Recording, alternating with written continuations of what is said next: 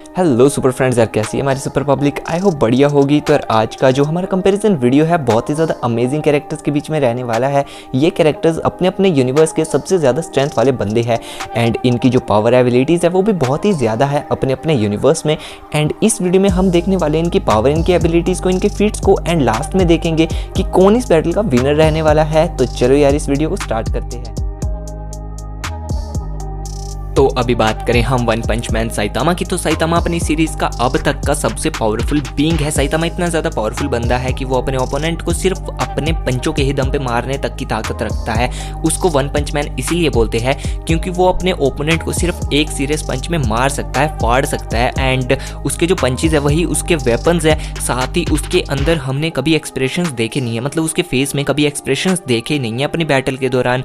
उसके अंदर फीलिंग्स नहीं है, उसको ये नहीं पता है गूज बम्स क्या होते हैं, फियर क्या होता है, पेन क्या है, खुशी क्या है, गम क्या है। ये सारी फीलिंग्स उस बंदे के अंदर नहीं है। वो स्पीड ऑफ लाइट से भी ज़्यादा फास्ट है एंड अभी तक का हमने उसका सबसे पावरफुल जो पंच था ना वो देखा था। उसके अंदर उसने अपनी पावर का सिर्फ 30 to 31% ही यूज़ किया था, मतलब उसका जो फुल पोटेंशियल है वो अभी तक बताया ही नहीं गया है कितना है। तो इस वीडियो में भी हम उसका यही पावर वाला यूज़ करेंगे, मतलब उसकी पावर का 30 to 31% ही यूज़ करने वाले हैं। साथ ही जो साइतामा है ना उसने बोरोस जैसे पावरफुल बीइंग तक को भी हरा दिया है, मार दिया है एंड बोरोस ने खुद कहा था कि साइतामा अब तक का सबसे पावरफुल ओपोनेंट था उसका। एंड पूरे के पूरे यूनिवर्स में जहाँ जहाँ वो गया है ना, जिस जिस गैलेक्सी में वो गया है ना, वहाँ अभी तक उसने साइतामा जितना पावरफुल कोई बंदा देखा ही नहीं है एंड वो कभी साइतामा को हरा भी नहीं सकता है। साइतामा इतना ज़्यादा पावरफुल है। तो अभी हम इस वीडियो में साइतामा की सिर्फ 30 to 31% ही यूज़ करने वाले हैं पावर का। साइतामा के जो पंचेज है वो एकदम नेक्स्ट ही लेवल के है। उस बंदे ने जब एक पंच मारा था तो उस पंच के जो वेव्स पैदा हुए थे ना, उन वेव्स ने माउंटेन को दो हिस्सों में बांट दिया था, मतलब बीच से फाड़ दिया था उस माउंटेन को। एंड जब उसने एक सीरियस पंच मारा था तो उस पंच की जो वेव्स पैदा हुई थी उन्होंने अर्थ के क्लाउड्स को दो हिस्सों में स्प्लिट कर दिया था। मतलब आप अंदाज़ा लगा लो कि उसके 30 to 31% के बीच में ही ना ये सारे कांड करे उस बंदे ने। तो अभी बात कर लेते हैं हम क्रेतोस की। तो क्रेतोस एक गेमिंग कैरेक्टर है एंड जिसने गॉड ऑफ वॉर सीरीज खेली है ना भाई साहब, उसको पता है कि क्रेतोस किस लेवल का बंदा है एंड वो सारे क्रेतोस के फैन हो गए होंगे, ये मैं लिख के बता देता हूँ। एंड क्रेतोस की जो स्ट्रेंथ है ना वो गॉड ऑफ वॉर की अब तक की सबसे ज़्यादा स्ट्रेंथ है, मतलब गॉड ऑफ वॉर सीरीज के अंदर उसके जितना स्ट्रेंथ वाला बंदा कोई भी नहीं है। उसने एक बार क्रोनोस की एक उंगली को अपने एक हाथ से रोक दिया था। क्रोनोस जो कि एक टाइटन था, जो कि बहुत ही ज़्यादा डिस्ट्रक्टिव था, उसको भी मार दिया है क्रेतोस ने। एंड क्रेतोस के पास बहुत सारे वेपन्स है जिसमें क्या आता है उसकी ब्लेड ऑफ केओस एंड उसकी हेल्प से उसने पता नहीं कितने गॉड्स को मार के रखा है। साथ ही उसके पास है ब्लेड ऑफ ओलंपस जिसकी हेल्प से भाई उसने ज़्यूस तक को मार दिया था। एंड क्रेतोस के पास है बूट ऑफ हर्मिस जिसकी हेल्प से उसने स्पीड ऑफ साउंड को भी सरपास कर दिया था। उसके पास बहुत सारे वेपन्स है, वो वेपन का मास्टर है। उसको कैसा भी वेपन दे दो वो उसको भाई इतने अच्छे से चला देगा ना कि भाई तुम कहोगे कि उस बंदे ने इन वेपन्स को ना सालों से चलाया है। बट उस बंदे को वेपन्स का बहुत नॉलेज है, वो हर टाइप के वेपन को बहुत आसानी से चला सकता है। क्रेतोस ने अपने सारे ओपोनेंट्स को अपनी इंटेलिजेंसी से ही हराया है। क्रेतोस की जो इंटेलिजेंसी है वो एकदम नेक्स्ट लेवल की है। अपनी फाइटिंग के दौरान क्रेतोस ज़्यादातर अपने इंटेलिजेंसी एंड अपनी स्ट्रेंथ का ही यूज़ करता है एंड अपने वेपन्स का यूज़ करता है। ऑब्वियसली उन्हीं की हेल्प से तो वो बैटल्स को जीतता है ना भाई। एंड क्रेतोस की जो सबसे पावरफुल रेज है वो है उसकी स्पार्टन रेज। उसकी हेल्प से ना भाई उसकी जितनी भी पावर्स होती है ना वो सारी मल्टीप्लाई हो जाती है, एकदम नेक्स्ट लेवल की हो जाती है। फिर उसके ओपोनेंट में भाई कोई भी हो ना वो नहीं बचता फिर भाई। Kratos new god of war है एंड बहुत ही ज़्यादा पावरफुल गॉड्स को, ग्रीक गॉड्स को मारा है उसने, जैसे कि आते हैं Hades, Ares, Zeus and king of Titan Kronos. And Kratos की जो पावर एबिलिटीज है ना वो एकदम ओपी लेवल की है भाई। तो अभी नजर डालते हैं वर्ल्ड वॉर हल्क के ऊपर। वर्ल्ड वॉर हल्क जिसने भाई साहब वर्ल्ड वॉर जैसी क्रिएट कर दी थी सिचुएशन एंड उसका जो गुस्सा है वो एकदम इन्फिनाइट लेवल पे है। अर्थ का कोई भी सुपर हीरो नहीं था जो उसको रोक सके, मतलब Iron Man, Hulk Buster, Doctor Strange, Captain America, इन सभी को तो भाई साहब हल्क ने ना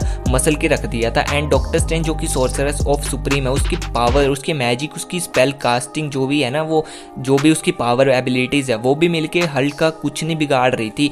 एंड उसके पास है super human strength, super human durability, reflexes, agility. World war Hulk जो है ना वो अपने एक पंच में एक प्लेनेट से दूसरे प्लेनेट तक जा सकता है। एंड वर्ल्ड वॉर हल्क ना इतना ज़्यादा हीलिंग फैक्टर रखता है अपने पास कि वो अपने आप को अपनी 90% बॉडी डिस्ट्रॉय होने पर भी रीजनरेट कर सकता है। एंड जब अर्थ का कोई भी सुपर हीरो या सुपर विलन हल्क को नहीं रोक पा रहा था ना, तो वो सारे चले गए सेंट्री के पास एंड उन्होंने सेंट्री से हेल्प मांगी थी। एंड हम सभी जानते हैं कि सेंट्री एक यूनिवर्सल लेवल का बंदा है जिसके अंदर 1 मिलियन एक्सप्लोडिंग सन्स की पावर है। उसने आकर के हल्क से बैटल करी थी एंड लास्ट में लड़ते लड़ते वो दोनों अपनी बेस फॉर्म में आ गए थे। एंड इन सारी पावर एंड एबिलिटी से हमें ये पता चलता है जो भी उसके फीट्स है ना, वो एकदम नेक्स्ट लेवल के है, उसकी पावर भी एकदम ओपी है। तो अभी नजर डालते हैं ब्रॉली के ऊपर। ब्रॉली एक बहुत ही पावरफुल लेजेंडरी सैयन है जो लाखों में सिर्फ एक होता है। ब्रॉली की पावर लेवल बहुत ही ज्यादा है। ब्रॉली जब छोटा था तो उसका पावर लेवल इतना ज्यादा था कि वो आराम से एक प्लेनेट को डिस्ट्रॉय कर दे। तो अभी तो ब्रॉली इतना बड़ा हो चुका है तो उसकी पावर लेवल भी बहुत ज्यादा इंक्रीज हो चुका होगा।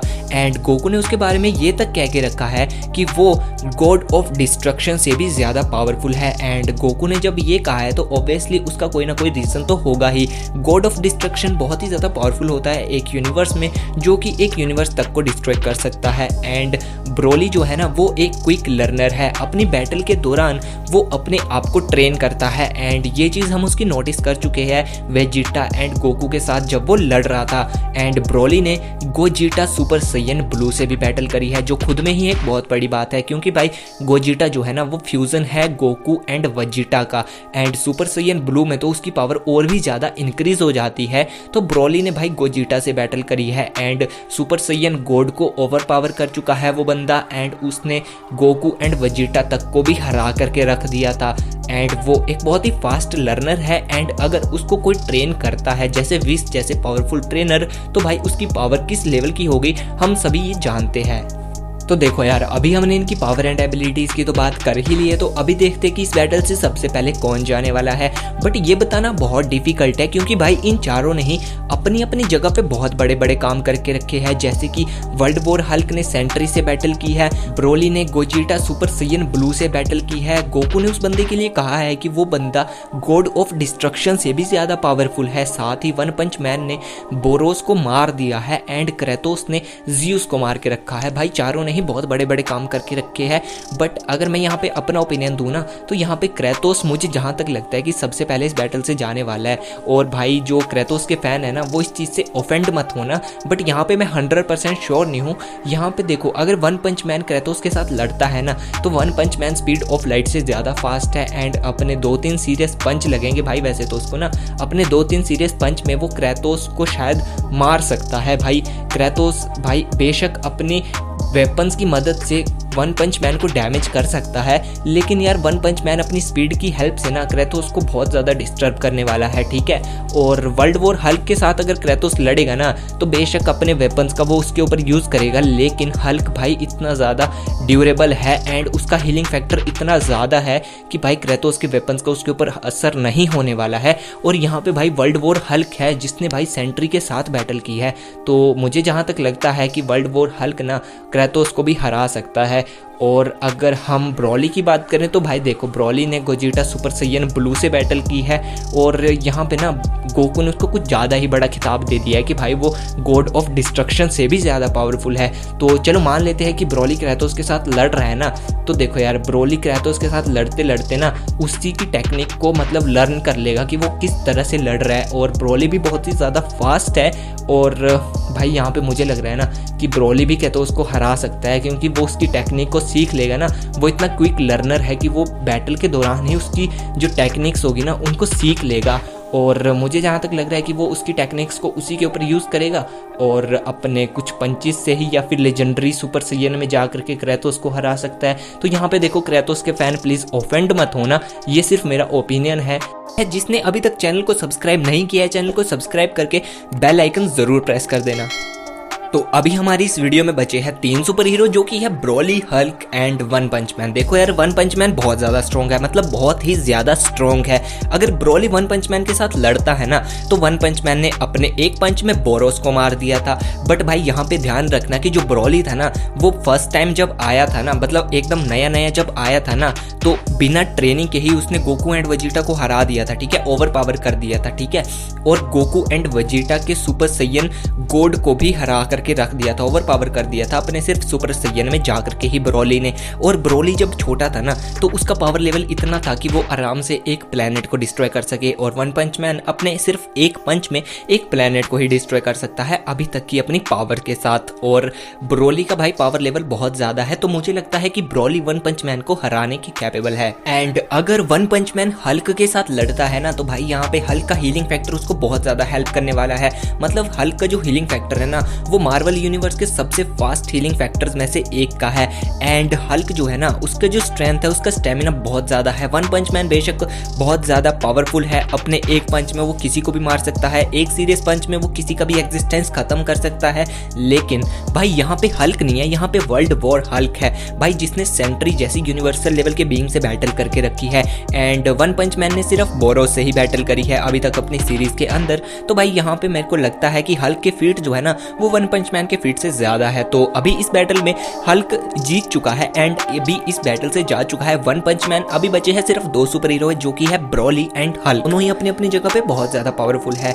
हल्क जिसने यूनिवर्स लेवल के बंदे सेंट्री के साथ बैटल करके रखी है, एंड वहीं दूसरी तरफ जो ब्रोली है गोकू ने उसके बारे में कहा था कि अगर वो अपनी सारी पावर्स का यूज करेगा तो वो यूनिवर्स के गॉड ऑफ डिस्ट्रक्शन से भी ज्यादा पावरफुल हो जाएगा। एंड भाई देखो गोकू ने यूं ही नहीं कह दिया होगा कि ब्रोली गॉड ऑफ डिस्ट्रक्शन से भी ज्यादा पावरफुल है, क्योंकि गोकू ने खुद बीरस के साथ बैटल करके रखी है एंड उसने ब्रोली के साथ भी बैटल करी हुई है, तो उसको उन दोनों की पावर्स का कुछ ना कुछ हद तक नॉलेज तो होगा ही। एंड साथ ही जो बीरस है उसका बेशक अभी तक फुल पोटेंशियल रिवील नहीं हुआ है, लेकिन फिर भी गोकू ने अभी तक जितना उसको नोटिस किया होगा उसकी बैटल के दौरान उतने में तो उसने कह दिया होगा। एंड अगर बात आती है मेरे ओपिनियन की, तो मेरे ओपिनियन से ब्रोली इस बैटल का विनर रहने वाला है। प्लीज यार हल्क और साइतामा के फैन यहाँ पे बुरा मत मानना, आप लोग अपना ओपिनियन मुझे कमेंट बॉक्स में लिख के बता दो।